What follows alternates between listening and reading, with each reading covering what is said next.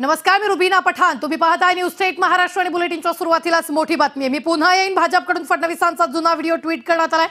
नवमहाराष्ट्राच्या नवनिर्मितीसाठी मी पुन्हा येईन. भाजप महाराष्ट्राकडून फडणवीसांचा जुना व्हिडिओ ट्विट करण्यात आलाय. जुना व्हिडिओ पुन्हा ट्विट केल्यानं चर्चांना उधाण आलेलं आहे.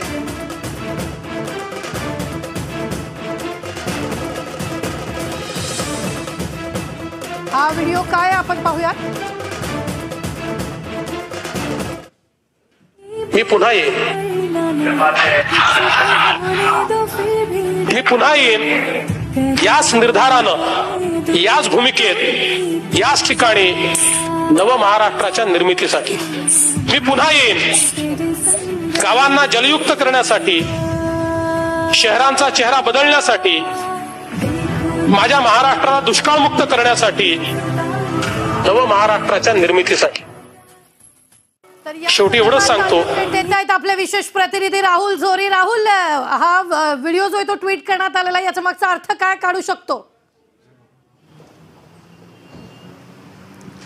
रुबीना, सगळ्यात महत्त्वाचं 2019च्या विधानसभा निवडणुकीमध्ये फक्त राज्यातच नाही तर देशात सर्वाधिक ज्या वाक्याची चर्चा झाली, अर्थातच तत्कालीन मुख्यमंत्री आणि आत्ताचे उपमुख्यमंत्री देवेंद्र फडणवीस यांचं भाषणातलं मी पुन्हा येईल या वाक्याचं सर्वाधिक देशभरात चर्चा झाली होती. आणि आत्ता या टप्प्यावर भाजपकडून हा व्हिडिओ ट्विट होणं, यामध्ये नेमकी काय चर्चा आहे, तर्कवितर्क आहे, त्याला आता सुरुवात झालेली आहे.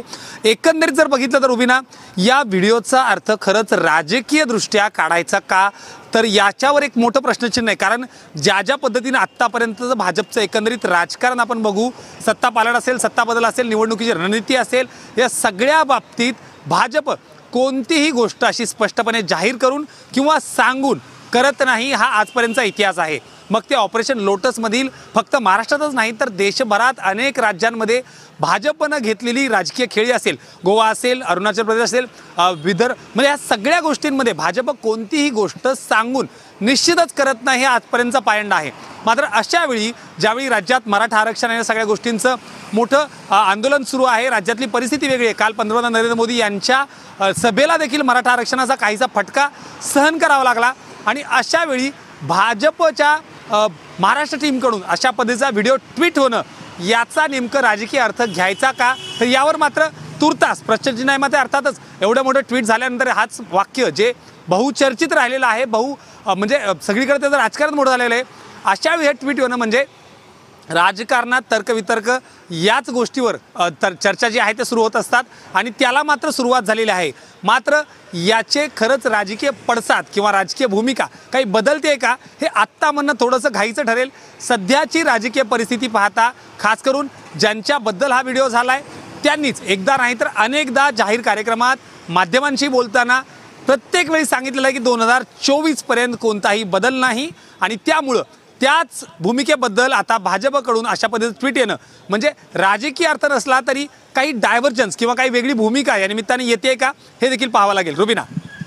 निश्चित राहुल, धन्यवाद ताजे अपडेट देण्यासाठी. आम्ही वेळोवेळी तुमच्याकडून या संदर्भातले ताजे अपडेट घेत राहणार आहोत. तुर्तास आपण पाहतोय की मोठ्या प्रमाणात हा भाजपकडून व्हिडिओ जो तो ट्विट करण्यात आला आणि त्यानंतर प्रतिक्रिया येऊ लागल्या. जुना व्हिडिओ पुन्हा ट्विट केल्यानं चर्चांना उधाण आलेला आहे. मी पुन्हा येईन. भाजपकडून जुना व्हिडिओ ट्विट करण्यात आलेला आहे. नवमहाराष्ट्राच्या नवनिर्मितीसाठी मी पुन्हा येईन.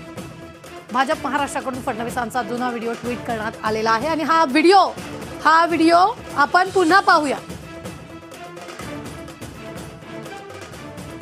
नवमहाराष्ट्राच्या नवनिर्मितीसाठी मी पुन्हा येईन अशा पद्धतीचा हा व्हिडिओ ट्विट करण्यात आलाय. भाजप महाराष्ट्राकडून फडणवीसांचा जुना व्हिडिओ ट्विट करण्यात आलेला आहे. शेवटी एवढंच सांगतो, मी पुन्हा येईन. मी पुन्हा येईन याच निर्धारानं, याच भूमिकेत, याच ठिकाणी नव महाराष्ट्राच्या निर्मितीसाठी. मी पुन्हा येईन गावांना जलयुक्त करण्यासाठी, शहरांचा चेहरा बदलण्यासाठी, माझ्या महाराष्ट्राला दुष्काळमुक्त करण्यासाठी, नव महाराष्ट्राच्या निर्मितीसाठी. तर या संदर्भात ताजे अपडेट देत आहेत आपले डेप्युटी एडिटर विलासजी आठवले आणि विशेष प्रतिनिधी राहुल झोरी देखील आपल्या सोबत आहेत. विलासजी, हा व्हिडिओ ट्विट करण्यात आलेला आहे. 2 दिवसापूर्वी बैठक जी होती दिल्लीत झाली होती. मुख्यमंत्री एकनाथ शिंदे, फडणवीस दिल्लीला येऊन गेलेले आहेत. नेमकं काय? रुबिना, दोन गोष्टी स्पष्ट आहेत की 1 ते 1.5 महिन्यापासून भाजपच्या अधिकृत ट्विटर हँडलवर काही व्हिडिओ येत आहेत. ते व्हिडिओ अत्यंत महत्वाचे. ते जर बारकाईने आपण पाहिले तर गेल्या काही वर्षभराच्या काळामध्ये एकनाथ शिंदे आणि अजित पवार म्हणजे एकनाथ शिंदेच्या कामामुळे ते अधिक लोकप्रिय होत आहेत, हे निश्चित. दुसरं एक महत्वाचं, अजित पवार आल्यामुळे भाजपची प्रतिमा जी आहे ती डागळलेली आहे, असा एक समज जो आहे तो पसरतोय. दुसरं महत्वाचं, अजित पवार आणि एकनाथ शिंदे आल्यामुळे देवेंद्र फडणवीस हे बाजूला पडले की काय, अशा प्रकारचं एक वातावरण जे आहे ते तयार करण्याचा प्रयत्न विरोधी पक्ष करतो. यामध्ये सुषमा अंधारे असतील किंवा आदित्य ठाकरे असतील किंवा उद्धव ठाकरे असतील किंवा काँग्रेसचे नेते असतील, तुम्ही या सगळ्या नेत्यांची वक्तव्य जर पाहिली तर देवेंद्र फडणवीस यांचं आता सरकारमध्ये काही राहिलं नाही, अशा प्रकारचा जो प्रचार केला जातोय त्याला एक काउंटर म्हणून हे ट्विट करण्यात. यापूर्वीचे जे ट्विट आहेत किंवा भाजपच्या अधिकृत पेजवरून देवेंद्र फडणवीस यांनी 5 वर्षाचा कार्यकाळ जो काढला होता, म्हणजे महाराष्ट्रामध्ये फडणवीस सोडून इथे कुठलाही भाजप नेता हा वरचढ नाही किंवा तो सरस नाही. पण एकनाथ शिंदे आणि अजित पवार आल्यामुळे त्यांना डावललं जातंय, हा जो समज होता तो दूर करण्याचा.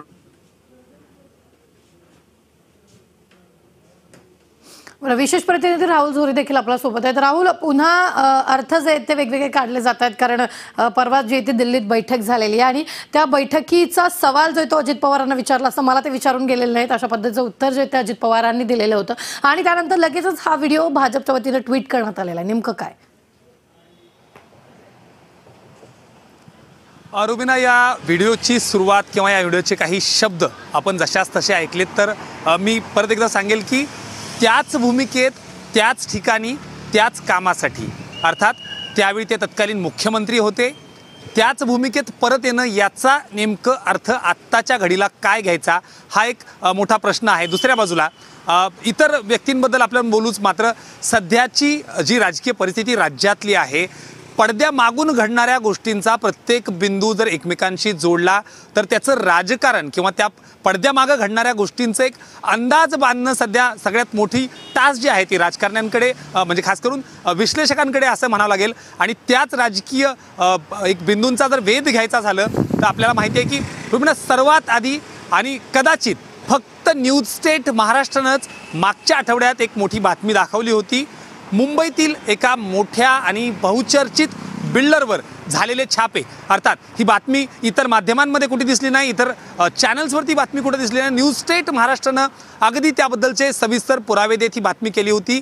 या रेड्सनंतर किंवा या धाडीनंतर महाराष्ट्रात अनेक वेळा जी चर्चा झाली, अर्थातच संबंधित बिल्डर जो आहे तो एका मोठ्या राजकारणाशी निगडीत आहे, अर्थात या संदर्भातले ज्याच्यावर रेड झालेले आहेत त्याला मात्र याबद्दलचं सविस्तर वृत्त माहिती. आणि अर्थात एखाद्या रेड ज्यावेळेस होत असतात त्यावेळेस केंद्रीय यंत्रणा या संपूर्ण घटना ज्या आहेत त्या एकमेकांना विश्वासात घेतलेल्या गोष्टी करत नाहीत आणि त्यामुळं असे एकमेकांचे संदर्भ जे आहेत, एकमेकांच्या शक्यता आहेत, अर्थातच पडद्यामागं घडणारे हे सगळे बिंदू जर एकमेकांशी जोडले, या पलीकडे जाऊन ज्या पद्धतीनं सुप्रीम कोर्टाकडून वारंवार विधानसभा अध्यक्ष राहुल नार्वेकर यांना खडसावण्यात आलं, त्यांच्या कार्यपद्धतीवर ताशेरे ओढण्यात आले, ज्या पद्धतीनं वेगवेगळ्या सुनावण्या घेताना एकाच वेळी त्याच्या सुनावणीवर टप्पा आला, ज्या पद्धतीनं 16 आमदार खरंच अपात्र होतील का या दिशेने देखील प्रवास सुरू झाला, त्यावेळी आत्ताच्या या ट्विटची, या व्हिडिओची चर्चा होणं अतिशय स्वाभाविक आहे. वारंवार जरी भाजपकडून स्वतः देवेंद्र फडणवीसांनी अनेक महत्त्वाच्या नेत्यांनी सांगितलं असेल की 2024पर्यंत कोणताही बदल नाही, मुख्यमंत्री एकनाथ शिंदेच राहतील, मात्र त्यावेळी त्याच पदावर जर परत यायचं असेल तर अर्थातच ते पद हे मुख्यमंत्री पद आहे हे कुणाला सांगायची गरज नाही. आणि 2024पर्यंतचा मुद्दा जर असेल तर ऑक्टोबर महिना सुरू आहे, अगदी 2 महिन्यात हे 2024 देखील संपते, डिसेंबरच्या अधिवेशनानंतर. अर्थात मग आत्ता जरी तात्काळ काही होणार नसेल तर हे नेमकं संकेत म्हणायचे का आणि केवळ वर्ष बदलीसाठी म्हणजेच 2024ची वाट बघण्यासाठी या व्हिडिओची एक काय शक्यता म्हणता येईल का असं देखील म्हणावं लागेल. मात्र तुर्तास सध्याच्या या व्हिडिओनुसार एक गोष्ट तितकीच महत्त्वाची आणि मान्य करावी अशी आहे की अशा पद्धतीनं भाजपची एकंदरीत कार्यपद्धती पाहिली तर अशा पद्धतीनं कोणतीही गोष्ट अशी जगजाहीर करून, खास करून अशा ट्विटच्या माध्यमातून बाहेर आणून ते करत नाहीत. आत्तापर्यंत ह्या संपूर्ण गोष्टी आहेत, गोष्टी घडत असतात, ते लक्ष ठेवत असतात आणि ज्या काही गोष्टी घडतात त्या थेट झाल्यानंतर ह्या समोर येतात आणि ज्या म्हणजे घडलेल्या घटनाच समोर येतात असं म्हणावं लागेल. पडद्यामागे घडणाऱ्या गोष्टी भाजपमध्ये समोर येत नाहीत. मात्र जर हा व्हिडिओ केला असेल तर याला सध्या राज्यातल्या इतर महत्त्वाच्या ज्या घडामोडी सुरू आहेत, मराठा आरक्षण असेल, धनगर मोर्चाचा गोंधळ असेल, ओबीसी मधला असंतोष असेल, या सगळ्या गोष्टीवर कुठे ना कुठे या व्हिडिओच्या माध्यमातून, या ट्विटच्या माध्यमातून सगळ्यांच्या डोक्यातनं किंवा वर्तमानपत्रातनं माध्यमातून हा विषय कुठेतरी डायव्हर्जन तर करायचा नाहीये ना, ही एक शक्यता या निमित्तानं वर्तवण्यात येते. रुबीना. निश्चित विलासजी देखील आपल्या सोबत आहेत. विलासजी, मराठा आरक्षण किंवा ओबीसीतून आरक्षण द्यायचं नाहीये किंवा मग धनगर आरक्षण, असे अनेक मुद्दे जे आहेत ते आपल्याला इथं पाहायला मिळतात. सगळ्यात महत्त्वाचं म्हणजे आता पुढाऱ्यांना गावबंदी देखील करण्यात आलेली. मात्र या सगळ्यानंतर जसं राहुलने सांगितलं तसं की भाजपच्या वतीनं सगळं डायव्हर्ट करण्यासाठी हे सुरू आहे का? नाही रुबीना, मी तुम्हाला सांगतो की हे जे ट्विट आहे ना ते अत्यंत महत्वाचं आहे. मी जर अंदाज केला, म्हणजे आता राजकारणाचा अंदाज घेता येत नाही. एक स्थिती होती की 5 वर्षापूर्वी राजकारण्यांचा अंदाज घेता येत होता आणि पत्रकार जी बातमी देतील ना ती खरी. आता मोजक्याच बातम्या खऱ्या होत आहेत. पण आता मी जर अंदाज घेतला तर मुख्यमंत्रीपदी फडणवीस पुन्हा होणार आहे असं मी स्पष्टपणे म्हणू शकले. याचं कारण मी तुला सांगतो. याचं कारण असं आहे की अजित पवार आल्यामुळे भाजपला 45 जागा ज्या लोकसभेच्या आहेत ते मिळणं अशक्य आहे. एकनाथ शिंदे सोबत जरी असले तरी 45 जागा मिळणं अशक्य आहे. मग याला पर्याय काय? याला पर्याय फक्त देवेंद्र फडणवीस आहे. म्हणून ही जी तयारी आहे, एक पहा की भाजपच्या केंद्रीय नेतृत्वाची जी थिंक टँक आहे त्या थिंक टँकने अनेक सर्वे केले. 6 महिन्यातून, 4 महिन्यातून, 2 महिन्यातून सर्वे भाजपचा पुढे येतोय आणि हा जो सर्वे येतो अत्यंत महत्वाचा असतो. आणि या सर्वेत असं जाणवत आहे, सर्वेमध्ये भाजप आपली परिस्थिती जी आहे ती सुधारायला बिलकुल तयार नाही. लोकांमध्ये उद्धव ठाकरे महाविकास आघाडी जी आहे त्याविषयीची सहानुभूती त्यांना अजूनही आहे. त्यामुळे देवेंद्र फडणवीस हे कदाचित अपात्र आमदारांच्या संदर्भात जर निगेटिव्ह जे एकनाथ शिंदेच्या विरोधात निकाल आला तर फडणवीस हे मुख्यमंत्री होतील हे निश्चित या ट्विट मधून स्पष्ट होतं. हे मी एक अंदाज म्हणून सांगतो. पण दुसरं जी सांगितलं ते अत्यंत महत्वाचं की देवेंद्र फडणवीस यांची जी प्रतिमा आहे ती प्रतिमा सुधारण्यासाठी, प्रतिमा जी डागाळलेली आहे मराठा आरक्षणाच्या संदर्भात, ज्या प्रकारे देवेंद्र फडणवीस यांच्यावर टीका केली जाते किंवा त्यांच्यामुळे विचार झाला असेल किंवा इतर ज्या गोष्टी आहेत त्या सुधारण्यासाठी हे ट्विट निश्चितच महत्वाचं आहे. पण या ट्विटचा एक महत्वाचा अर्थ असा आहे की देवेंद्र फडणवीस जे आहेत त्यांच्या हातातच लोकसभेच्या निवडणुकांची कमान राहणार आहे. निश्चितच विलासजी, मी राहुलकडे जाते. राहुल, एकूणच आरक्षण असो इतर कुठल्याही मुद्द्यावर फडणवीसांची प्रतिमा जी ती डागाळलेली आहे. लोक सवाल विचारतायत कारण धनगर आरक्षण जेव्हा परवा चर्चा झाली तेव्हा त्या प्रवक्त्यांनी असं म्हटलेलं होतं की फडणवीसांनी लिहून दिलेलं आहे धनगर आरक्षणाच्या बाबतीत, पण ते आरक्षण काय अद्याप मिळालं नाही. फक्त फडणवीसांची भूमिका आरक्षण द्यायची. मात्र या सगळ्या जी डागाळलेली भूमिका आहे ती सुधारण्यासाठी हे सगळं आता भाजपकडून केलं जात आहे का? रुबीना, हे म्हणणं खरं तर योग्य ठरणार नाही. जर सध्याची प्रतिमा आपण म्हणतोय तसं जर ती डागाळलेली असेल असं कोण म्हणतंय आणि त्याच्याबद्दल ह्या राजकीय चर्चा सुरूच राहतील. मात्र जर ती प्रतिमा डागाळलेली असेल तर त्या व्यक्तीला त्या पदावर आणण्यासाठी अशा पद्धतीनं भाजप कुठलंही ट्विट करून अजून स्वतःचं नुकसान करून घेणार नाही, हे तरी निश्चित मान्यच करावं लागेल. ज्या पद्धतीनं बघितलं, जर एखाद्या व्यक्तीची प्रतिमा आत्ता अडचणीची असेल तर मात्र त्याला एखाद्या मोठ्या पदावर आणून अजून कुठं इतर ठिकाणी नुकसान करणं हे कुठल्याही राजकीय पक्षाला, भाजपलाच नाही तर कोणत्याही राजकीय पक्षाला परवडणार नाहीये. ज्यावेळी प्रतिमेचा विषय येतो त्यावेळेस आत्ता सध्याची परिस्थिती बघितली तर केवळ शिंदे आणि फडणवीस सरकारच नाही तर पवार देखील या सरकारमध्ये सामील आहेत अजित पवार यांच्या रूपानं. आणि त्यामुळं आत्ताच्या म्हणजे मराठा आरक्षणाचा मुद्दा जर घ्यायचा असेल तर वारंवार ज्या पद्धतीनं आपण जाहीर मोर्चे आणि आंदोलनं बघतोय त्या ठिकाणी कोणत्याही मराठा नेत्याला, मग ते अगदी शरद पवार असतील, अशोक चव्हाण असतील, अशा अनेक नेत्यांना देखील त्या मराठा समाजाच्या असंतोषाचा सामना करावा लागतोय. त्यांच्या विरोधात घोषणाबाजी होते, अगदी वाईट शब्दात देखील बोललं जाते. त्यामुळं केवळ फडणवीसच नाही तर सध्याची राजकीय परिस्थिती ही कोणत्याही नेत्यासाठी अशा पद्धतीनं प्रतिमा सुधारण्यासाठी प्रयोग करण्याच्या परिस्थितीमध्ये सध्याची तरी परिस्थिती नाही आहे. मुळात या ट्विटबद्दल, या व्हिडिओबद्दल आपण ज्यावेळी बोलतोय त्यावेळी मी पुन्हा सांगतोय की अशा पद्धतीनं भाजप कोणतंही काम जगजाहीर सांगून करत नाही. आजपर्यंतचा इतिहास, आजपर्यंतची कार्यपद्धती ही भाजपची अशीच राहिलेली आहे. असं जर काही करायचं असेल तर ते रातोरात होईल आणि अगदी त्याचं फक्त घडलेल्या घटनेचं किंवा घडणाऱ्या घटनांचं वार्तांकन करणं इतकंच ते हाती असेल. कारण आपण बघतोय की ज्यावेळेस एकनाथ शिंदे हे शिवसेनामधून बाहेर पडले आणि परत एकदा त्यांनी ज्या पद्धतीनं एक बंड त्यांचं केलं, 40 आमदारांना घेऊन गेले, अगदी तिथपर्यंत जाईपर्यंत मुख्यमंत्री उद्धव ठाकरे असतील, मार्गदर्शक शरद पवार असतील, गृहमंत्री असतील, यांना मात्र कुणाला माहीत नव्हतं. मुळात भाजपची ही पद्धती पहिल्यापासून राहिलेली आहे. मी फक्त महाराष्ट्रापुरतं बोलत नाही, मग ते गोव्यात असेल, इतर राज्यांमध्ये असेल, कर्नाटकमध्ये ज्या पद्धतीनं सरकार बदल होतं, मध्य प्रदेशमध्ये ज्या पद्धतीनं सिंधिया ज्यांना आपण ज्योतिरादित्य सिंधिया ज्यांना तिथं त्यांचा एक चांगला होल्ड होता, त्यांना स्वतःच्या पक्षापासून बाजूला करत भाजपमध्ये सामील घेणं आणि मध्य प्रदेशमध्ये देखील सत्ता पालट घडवून आणणं, हा एक नाही तर असे अनेक प्रयोग जे आहेत ते भाजपच्या स्वतःच्या नावावर आहेत की ज्या पद्धतीनं एखादं ऑपरेशन, यालाच आपण ऑपरेशन लोटस असं म्हणतो, ऑपरेशन कमळ असं म्हणतो, आजपर्यंत ते कधी कोणाला कळलेलं नाही. संपूर्ण यंत्रणा, संपूर्ण प्रशासन, संपूर्ण राजकारण्यांना विश्वासात घेऊन पूर्णपणे हे अनेकदा ऑपरेशन होत राहिले. आपण बघतो की महाराष्ट्रात देखील अशाच पद्धतीनं अगदी पहाटेचा शपथविधी देखील पार पडला होता. 2 दिवसात सरकार पडल्यानंतर महाविकास आघाडी सूत्र भरली. मात्र तसंच महाविकास आघाडीला उत्तर देत महाविकास आघाडी सरकार देखील भाजपनं पाडलं. जवळपास महिनाभरापेक्षा जास्त चाललेला सत्ताचा संघर्ष हा मुख्यमंत्री एकनाथ शिंदे यांनी शपथ घेतल्यानंतर थांबला होता. त्यामुळे भाजप ट्विटद्वारे असा बदल होतोय सांगणारा पक्ष नाहीये, हेच मी परत एकदा सांगायचं हे बघतोय. रुबीना, निश्चित विलासजी, भाजप आता बदल होणार आहे किंवा या आधी जे घडलं नाही ते आता पुढे विकास जो आहे तो होणार आहे, बदल होणार आहे, असं भाजपच्या वतीनं सांगण्याचा हा प्रयत्न असू शकतो का?